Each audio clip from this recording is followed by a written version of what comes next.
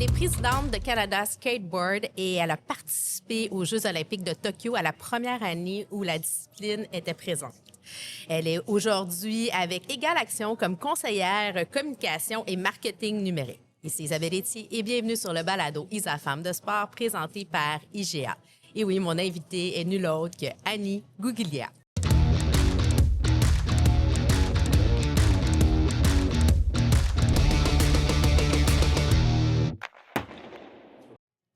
Annie, bienvenue sur le balado. Salut, je suis contente d'être ici. Hey, moi, je suis super contente. Ça fait plusieurs fois qu'on se rencontre, qu'on se parle. Et oui, là, au où on enregistre, les Olympiques vont commencer. On est en période olympique, on peut dire ça. D'ailleurs, j'ai amené mon 100%. comac. Attends, je vais sortir mon collier. Oh, t'as On est dans ton la période collier. olympique. Ah ben là, je suis jalouse. Moi, j'ai Isa, mais j'aimerais ça avoir, moi, les anneaux olympiques. Non, mais je pense pas que je suis faite pour être une athlète olympique. Je peux en parler, mais je peux pas, je peux pas être. Peut-être que les gens savent pas, mais ta participation aux Olympiques, elle a été décidée 48 heures avant la présentation de la discipline. Oui. Peux-tu nous en parler, s'il te plaît? Ah oui, 100 Ben dans le fond, tu sais, un cycle olympique, tu te prépares pendant 4 ans. Nous, on l'a su en 2016. Dans le fond, ça a été annoncé que Oui. le skate allait être introduit au JO. Puis au début, honnêtement, j'étais pas sûre que c'était une bonne idée. Tu sais, les Olympiques, ça n'a jamais été dans le radar d'aucun skater. Ben non. À part peut-être Tony Hawk, là. Bon, oui, c'est ça. Mais fait que, c'est ça. Fait que, tu sais, là, il y a eu le cycle de 4 ans, puis fait que, on se prépare et tout. Puis moi, dans le fond, il fallait être dans le top 20 mondial Ouais. pour aller aux Olympiques. Puis j'étais dans le top 20 mondial pendant 4 ans.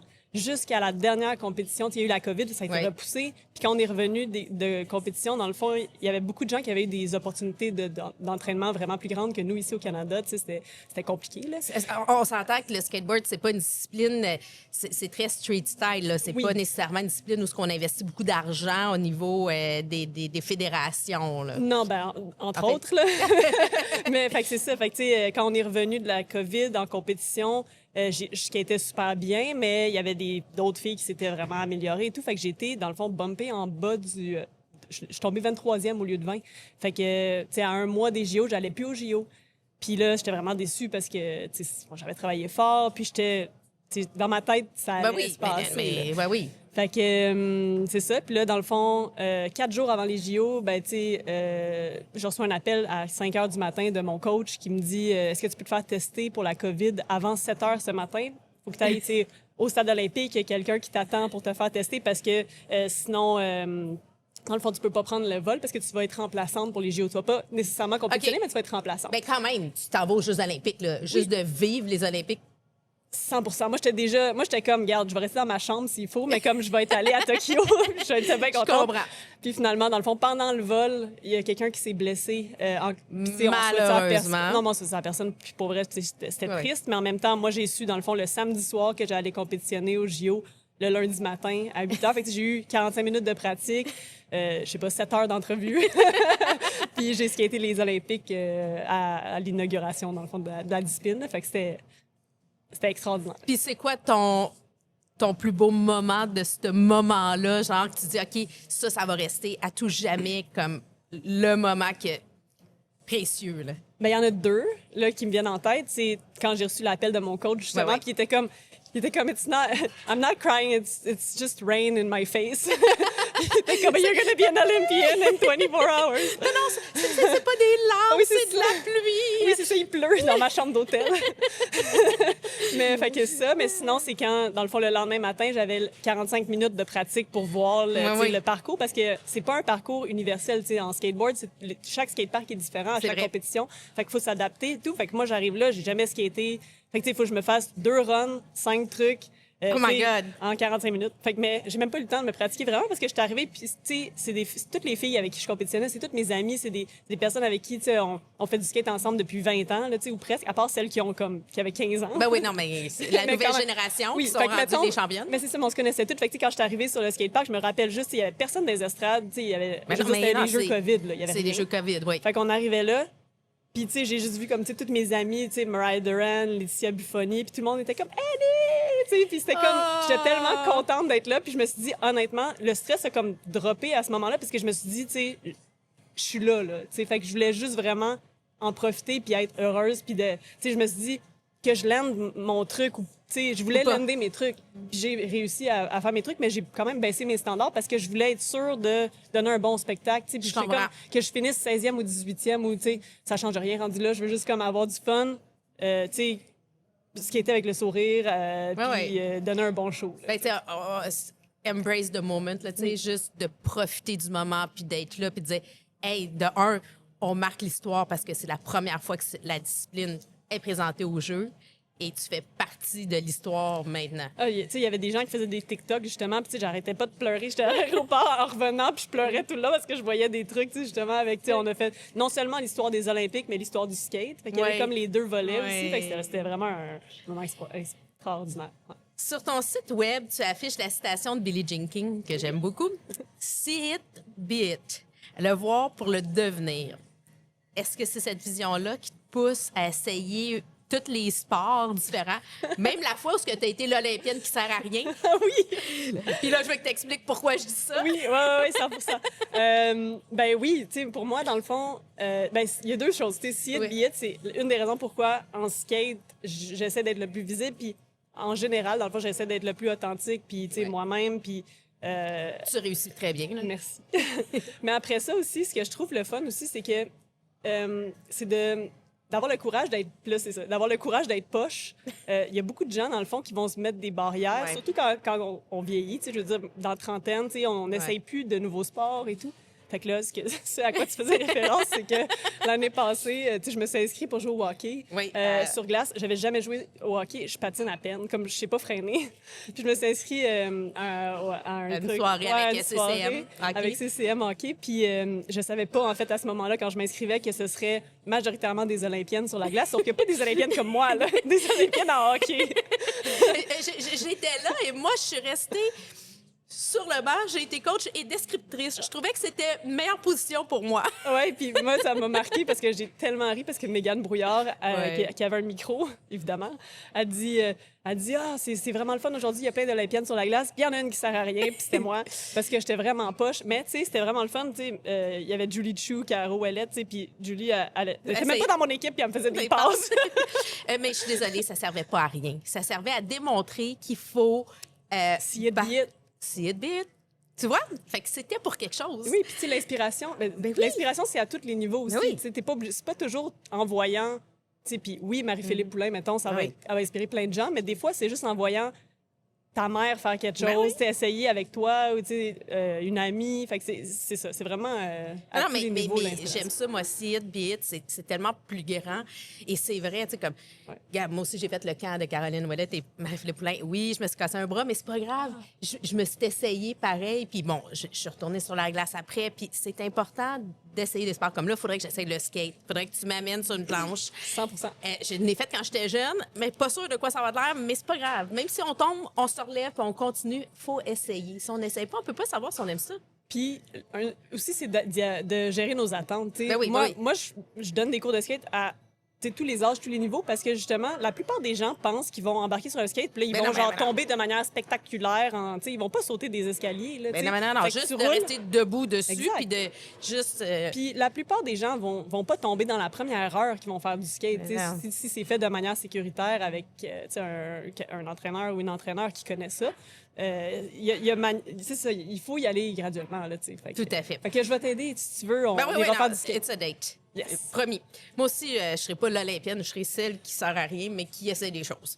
Tu travailles maintenant officiellement avec Égal Action comme conseillère marketing marketing numérique et communication. Oui.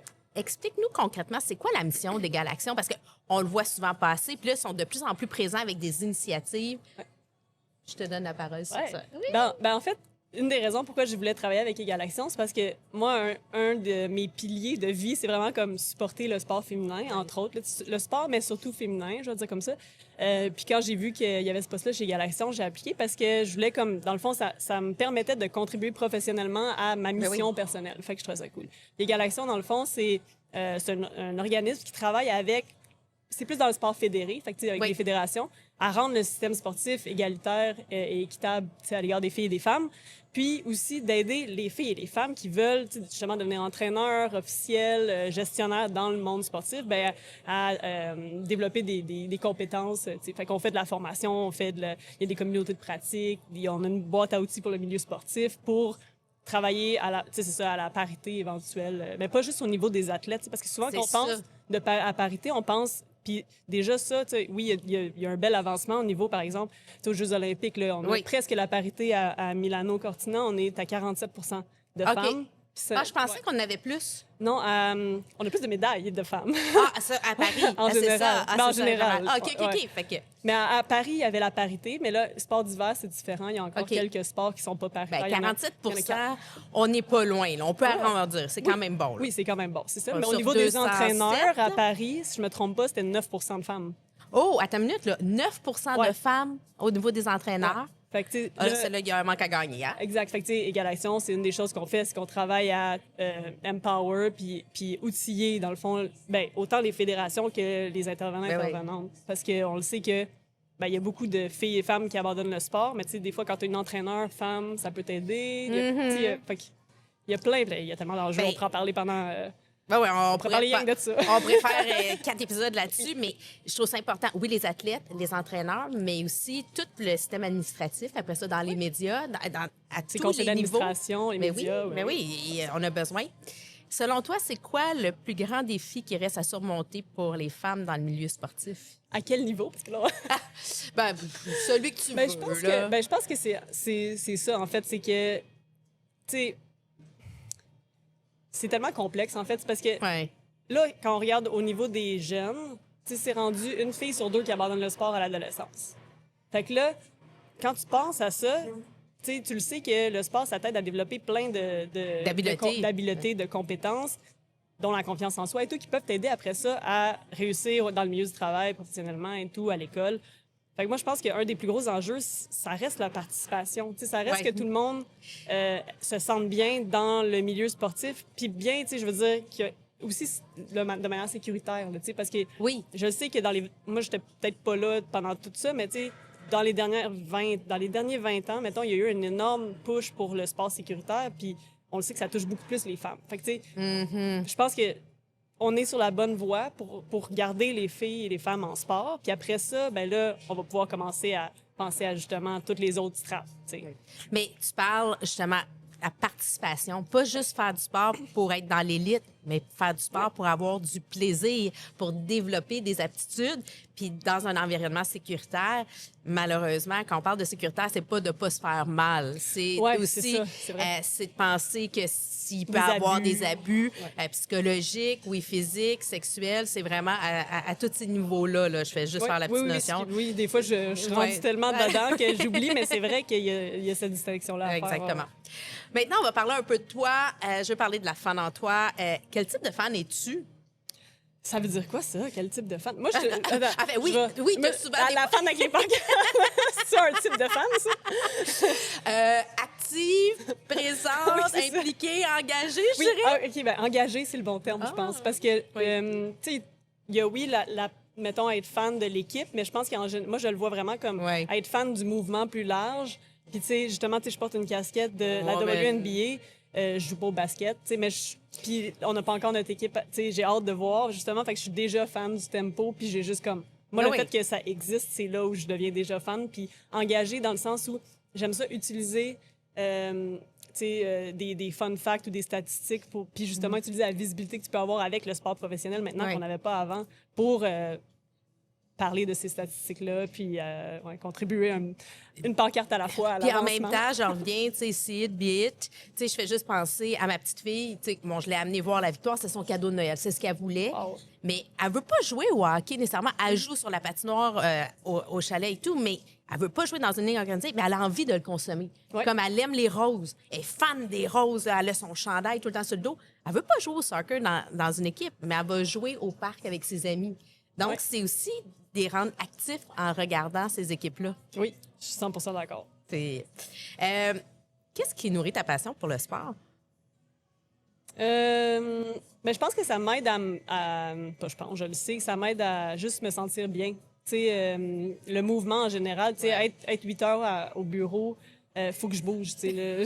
J'ai un walking pad dans mon bureau. Fait que, tu sais, je pense que ça contribue à ma santé, oui, physique, mais mentale, émotionnelle et tout, là. Fait que je pense que pour moi, puis je le sais à quel point le sport, pour moi, ça m'a aidé à, justement, comme je disais, développer plein de capacités, tu sais, qui vont bien au-delà du sport, là. Puis moi, c'est un sport individuel. Fait que, tu sais, j'ai jamais vraiment fait de sport d'équipe. Fait que ça, je veux Mais dire, t'as quand même ton énergie d'équipe, tu sais, quand tu racontes aux Olympiques, t'arrives, puis tu retrouves les tiennes, puis là, t'es avec ta gang, puis tu sais, c'est pas parce que c'est un sport individuel que t'es pas dans un groupe. Non, c'est très collectif quand même, là, tu sais, fait que c'est très communautaire, je veux dire, surtout, tu sais, comme le skate, il y a une grande communauté, fait que, tu sais, oui, c'est individuel dans le sens où ta performance est individuelle, mais après ça, tu fais partie toujours d'un mouvement plus large. D'une communauté, j'aime ça. Si je te donnais $1 million pour investir dans une cause, ça serait Devine. je te pose la question, je te laisse me répondre. Il y a plusieurs causes qui te tiennent à cœur. Oui, je suis désolée, mais... Non, mais il y en a plusieurs. Fait que, mais tu sais, mettons, si c'était juste une cause, c'est sûr que ce serait probablement les... En fait, je vais y aller avec justement ça, là, la sécurité, tu sais, sport sécuritaire au sens de justement rendre... faire en sorte que justement, si on peut, tu sais, c'est-tu de la formation, c'est-tu des communautés de pratique, je ne sais pas, là, mais outiller, dans le fond, les filles et les femmes à reconnaître ça. Puis ça existe déjà, fait que je contribuerais probablement à quelque chose qui existe déjà. Oui, mais en même temps, d'augmenter les budgets pour pouvoir le rendre encore plus accessible. Puis aussi, les intervenants puis les entraîneurs à comprendre que des fois, tu sais, bon, ça dépend à quel niveau, là, mais il y a certains niveaux que tu t'en rends pas compte, que tu répètes ce que tu as appris, ce qu'on t'a montré. Toi, on t'a entraîné de cette façon-là, fait que tu répliques, mais c'est pas la bonne façon. Puis ça peut avoir des impacts aussi sur, tu sais, je pense sur les enjeux d'anorexie et de boulimie. Là. On n'en a pas parlé tantôt, mais c'est aussi un autre aspect. Là. En fait, un très gros aspect dans le sport, autant chez les gars que chez les filles. Oui, puis j'ai appris hier, en fait, que ça dépend de... Il y a comme 4 catégories de sports. Tu as les sports jugés, tu as des sports où est-ce que littéralement tu prends tu te pèses à chaque fois. Oui. Fait que, il y a comme différents enjeux liés à ça selon les sports. C'est pas intéressant. Mais... est-ce que je peux-tu changer quelque chose aussi que j'ai... Ben, pas changé, mais tu sais, avec $1 million, là. Oui. Je pense que des fois, je sais pas à quel point on réalise l'impact des entraîneurs, justement, sur les jeunes. Fait que, tu sais, d'investir, justement, dans la formation des entraîneurs, un peu comme genre, je vais name drop pour 3 points, mettons, qui fait ça, là. Ouais. Mais comme... Ben oui, c'est vrai. Mais tu sais, puis Égal Action contribue aussi à ça, dans le sens où on forme des entraîneurs à donner une meilleure expérience, mais... Tu sais, ça devient des adultes tellement significatifs dans la vie des jeunes. C'est des modèles. Oui, fait que, tu sais, je pense que ces personnes-là aient l'espèce de côté intervenant social, genre, je vais le dire comme ça, qui comprennent que c'est pas juste un entraîneur technique, mais qui a un impact sur la vie des jeunes vraiment plus grand qu'il ou elle peut le penser des fois. Tout à fait, 100%. Où tu vois le sport, où tu vois la place des femmes dans le sport dans 10 ans? Ça serait quoi ton rêve, là? Bien, je pense que, tu sais, justement... que ce soit paritaire, tu sais, à tous les niveaux, là, tu sais, fait que c'est un peu plate comme réponse, mais dans le fond, c'est que, moi, je pense qu'une des choses que je trouve importante, c'est de déconstruire le, comme, genre de sexisme internalisé qu'on a tous en se disant comme, ben, tu sais, mettons, moi, j'ai grandi en me faisant dire, ben, tu sais, t'es chanceuse qu'il y ait une catégorie filles, tu sais, vous êtes vraiment moins de filles, ou tu sais, il y a moins d'intérêt, tu sais, les filles, ben, oui, tu sais, les filles sont moins intéressées à faire du sport. Fait que, c'est pour ça qu'il y en a moins. Puis toutes ces espèces de préconceptions puis préjugés-là. Mais non. Ben, que ça existe plus. Fait que là, les petites filles, ils vont grandir en n'ayant pas cette espèce de... ben, je devrais me contenter de ça, ou je suis chanceuse, tu sais. Ben, il n'y a pas de club dans ma ville. Fait que, ben, c'est normal, on n'est pas assez, tu sais. Fait que, tu sais, que ça existe plus pour que la prochaine génération puisse vraiment s'épanouir sans avoir ces espèces de... Puis là, tu sais, on dit plafond de verre, mais moi, je dirais labyrinthe de verre. Ouais. Mais Annie, on veut pas être la meilleure de 20, on veut être la meilleure d'un maximum de personnes, tu sais, de la même chose que les hommes, là, tu sais, il y a pas... voyons, les meilleurs veulent être meilleurs des meilleurs, pas juste parce que à défaut de participants, là. Oui, c'est ça, puis que ça vaille la même chose, tu sais, que comme ça, tu dis pas, mettons, ton gars, il veut jouer au hockey, ta fille veut jouer au hockey, ben ton gars, son rêve vaut plus que celui de ta fille. Non. Non, ça devrait... On devrait accorder la même valeur aux deux, puis c'est plate, mais ça fait pas très longtemps qu'on le fait pour vrai. Pour vrai. Tu dis que le bonheur est un parcours, pas une destination. Oui. Explique-moi ça. Ça, mon Dieu. Oui, c'est pas moi qui ai inventé ça. Non, mais tu l'avais cité dans une entrevue. Oui. Fait que Ben, c'est parce que pour moi, c'est vraiment important, en fait, de me rappeler ça personnellement, parce que des fois, on accorde tellement d'importance à, justement, la finalité, puis je vais prendre mon expérience olympique, mais moi, cette citation-là m'a beaucoup aidé à comprendre ou à accepter le fait quand je m'étais pas qualifiée au jeu, tu sais. Ouais. Parce que là, je me disais, c'est-tu vraiment un échec?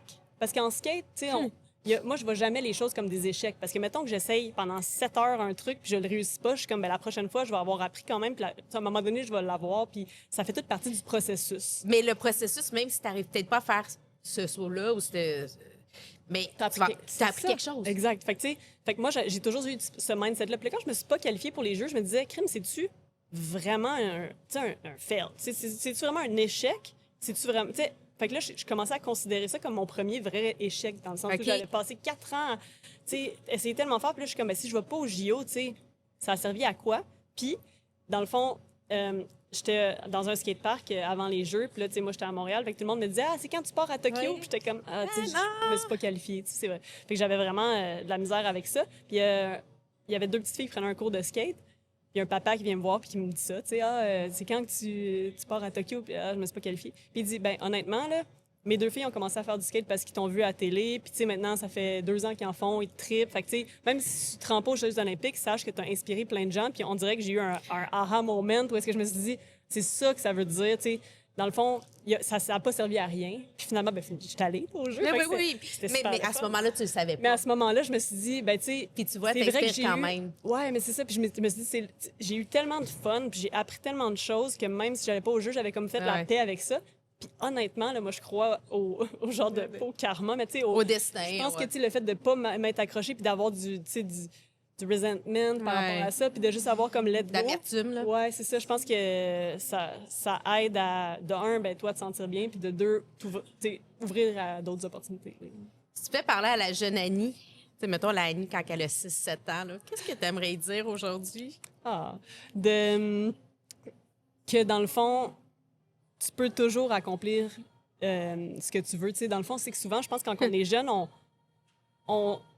on se fait souvent dire par des adultes, ben, tu sais, ça, c'est pas réaliste, tout ça, c'est compliqué et tout. Fait que, tu sais, moi, je veux dire, si je regarde ma trajectoire de vie, toutes les choses dont je suis le plus fière, c'est toutes des choses qui existaient même pas quand j'avais 7 ans. C'est fou, hein? C'est vrai, tu sais. Fait que... T'imagines dans 10 ans? Ouais, c'est ça. Fait que, tu sais, de rester ouverte aux opportunités, puis de toujours, dans le fond, j'appelle ça, tu sais, comme... Là, c'est en anglais, mais tu sais, heart consciousness, là, de toujours te ramener à comme... Quand tu prends une décision, comment tu te sens pour vrai? Tu le fais-tu pour te... Tu sais, pour les... Tu le fais-tu pour les autres ou tu le fais pour toi? Ouais, pour le paraître ou pour l'être? C'est ça, tout ça. Fait que c'est ça. Fait que, tu sais, quand j'étais jeune, j'étais très dans le... Comme je regardais le monde autour de moi, puis je suis comme, OK, c'est ça que je devrais faire. OK, ben, fait que là, je suivais pas mal ça. Fait que je pense c'est ça que je dirais, là, tu sais, que tu as le droit de prendre les décisions que tu as envie. Puis j'avais tendance à penser aussi que... dans le fond, si, mettons, vivre du skate, là, ça se pouvait pas vraiment, mais j'étais comme, de toute façon, si ça se pouvait, tout le monde le ferait. Fait que, c'est sûr que c'est impossible. Tu comprends? Fait que d'avoir cette pensée-là parce que tu le voyais pas, que c'était pas possible. C'est ça, exact. Tu peux see it, be it. Mais des fois, c'est pas see it, be it. C'est just be it, it's gonna be it. C'est ça, exact. C'est ça. Fait que, tu sais, moi, c'est dur d'être... Tu sais, c'est difficile d'être ce que tu peux pas voir, mais c'est pas impossible. Ouais, c'est une belle nuance. Ouais. C'est difficile d'être ce que tu ne peux pas voir, mais c'est pas impossible. Rappelez-vous de ça. Ce n'est pas impossible. J'aime toujours finir avec mes petits tirs de barrage. Alors, on y va. Licorne ou dinosaure? Dinosaure. Dinosaure, hein? Ouais. Ben, avec des arcs-en-ciel, je pense. Oui, c'est ça. Excuse-moi, un T-Rex. Un T-Rex avec un arc-en-ciel. Je pense. Je te connais assez. Street ou park? Ah, street. Street, hein? Ah, ouais. Vraiment. C'est plus... Ben, c'est parce que park, j'aime ça parce que t'as comme Puis là, j'y vais genre park dans le sens skate park. Là. Oui, c'était dans ce sens-là. Ouais, c'est ça. Parce que park, c'est aussi la discipline. L'autre discipline qui est comme des rampes, puis ça, c'est sûr que... C'est sûr que non. c'est pas non. C'est pas moi. Mais skate park, c'est que c'est le fun parce que j'aime ça que ça existe parce que tu peux pratiquer des trucs. OK. Mais street, c'est là où tu peux vraiment adapter ce que tu as appris puis montrer comment tu t'appropries l'espace urbain, puis c'est plus créatif, justement. Là. C'est plus libre. Oui, c'est toutes des choses. Dans le fond, tu te promènes dans une ville, puis tu te dis, tu sais, ah, ben il y a un set de marches là, je pourrais faire ça, je pourrais faire, tu sais. Fait que tu conçois la ville puis l'architecture d'une façon dont les gens qui font pas de skate voient pas ça, tu sais. Mais toi, tu te promènes, tu te dis, ah, il est beau ce handrail-là, puis là, tu montes les marches, tu regardes, il y a quelle hauteur. Ça, je préfère ça. Ben, en fait, tu crées ton propre circuit avec ce que la ville t'offre. Ouais. C'est le fun. Chanter ou danser? Danser, mais je danse mal. Puis chanter aussi, là, mais... Ben, c'est pas grave. Mais c'est ça. Mais j'aime ça danser, puis j'aime ça chanter aussi. Ouais. Tu peux chanter et danser sur un skate. Tout en même temps. Tout en même temps. Nous autres, il n'y en a pas de limite. T'es-tu goofy ou regular? Goofy. Goofy. Ouais. Goofy. Expliquez aux gens c'est quoi la différence entre les deux. Fait que sur un skate comme en snowboard puis en surf probablement aussi, mais dans le fond, quand tu as ton pied droit en avant puis tu pousses avec ton pied gauche, ça s'appelle être goofy. Oui. Puis quand tu as ton pied gauche sur le skate, tu pousses avec ton pied droit, ça s'appelle être regular. Fait que c'est vraiment juste le stance avec lequel tu te déplaces. Les termes n'ont pas vraiment... il n'y a pas plus de gens qui sont regular que de gens qui sont goofy. C'est à peu près 50-50 dans la population. Puis ça n'a pas rapport non plus... ça, c'est un mythe, là, mais ça n'a pas rapport avec si t'es gaucher ou droitier non plus. OK. Ouais. Mais en même temps... ça, ma fille est gauchère, fait que je suis comme... Non. C'est juste comment t'es à l'aise. Ouais. Puis moi, mettons, j'y vais avec... Tu sais, des fois, mettons, ça peut être comme ton œil dominant, dans le sens où moi, je suis vraiment plus à l'aise comme ça. Que quand je m'en vais par là, je suis comme... Oups, Est-ce que tu es plus de type appeler ou texter? Appeler ma grand-mère, mais texter tout le monde d'autre parce que tu peux plus choisir tes mots. Ah? Ouais. Puis tu sais, tu peux prendre ton temps aussi à appeler. J'aime mieux parler en personne. Tant qu'à appeler la personne, j'aime mieux la voir en personne. Même chose pour ma grand-mère. Et chip ou popcorn? Chip. Mais popcorn. Mais popcorn, ça dépend où à la cage. Ouais. Popcorn, on aime ça. Ben, Annie, merci d'être venue sur le balado et sa femme de sport. Écoute, on va suivre tes projets, que ce soit sur ta plateforme, Annie Guglia, parce qu'on peut voir, comment, on l'aime, hein? On l'aime. Que ce soit avec Égal Action, avec Canada Skateboard, on va te suivre, c'est important. Vois à la maison, n'oubliez pas d'aimer, commenter, partager, c'est important. Merci à IGA, le présentateur officiel du balado, et merci à la cage de nous avoir accueillis aujourd'hui. Sur ce, je vous souhaite une bonne semaine. Je vous donne un rendez-vous la semaine prochaine pour un prochain balado Isa Femme de sport présenté par IGA sur les ondes de TVA Sport.